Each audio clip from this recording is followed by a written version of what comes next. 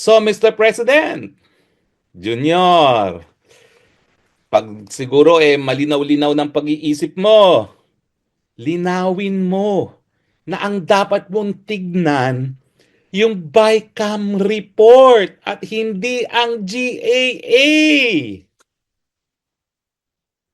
At sana, mag-ingat ka naman sa iyong pananalita. Kasi, bagamat hindi mo appointees ang mga justices at hindi mo sila nakokontrol gaya ng nakontrol ng ama mo ang Korte Suprema,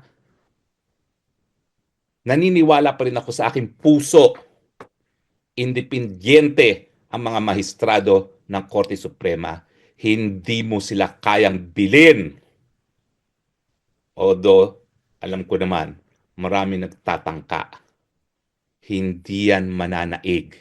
Dahil alam ng mga mahistrado na nung ang Korte Suprema ay naging rubber stamp lamang ng isang diktador,